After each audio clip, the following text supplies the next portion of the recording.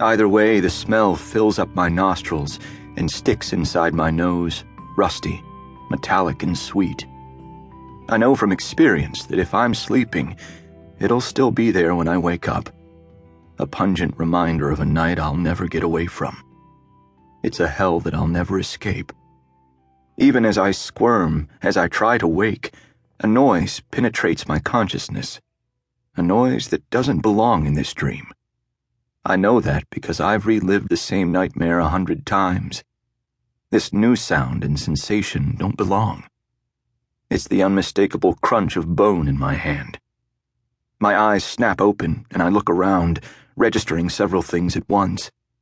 I am in a whorehouse in Kabul, the same one I always use. The girl's black hair is grasped tightly in my fingers, wrapped around my left hand.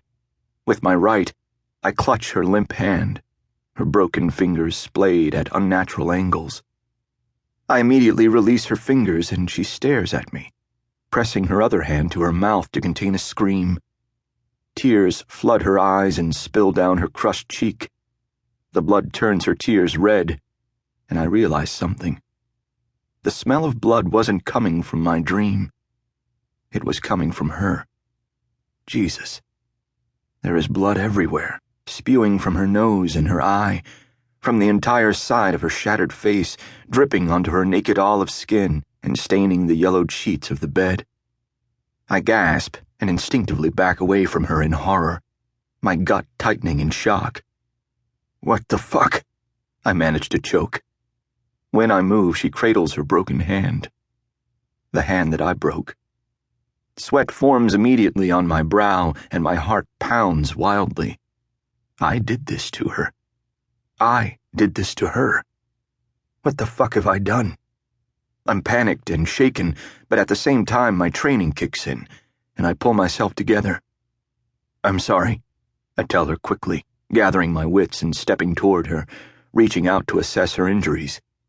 She flinches away, fear apparent in her wild eyes as she turns her shoulders away from me, as if to absorb another blow. My gut sinks at her response, at the knowledge that she is terrified of me, at the sick realization that she has a reason to be. I swallow hard, the thick taste of self-revulsion pooling in my mouth.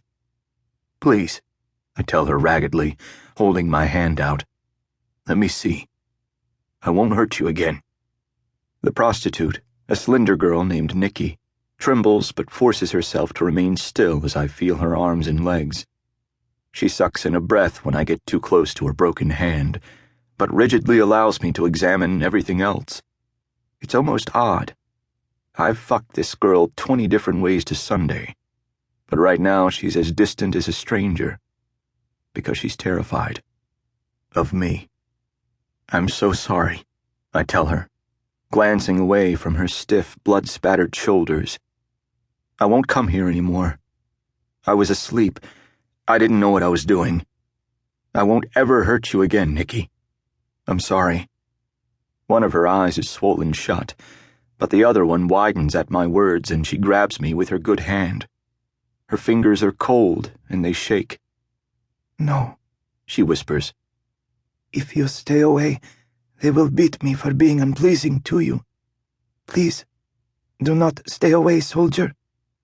I stare at her, aghast. I just beat you, I tell her slowly.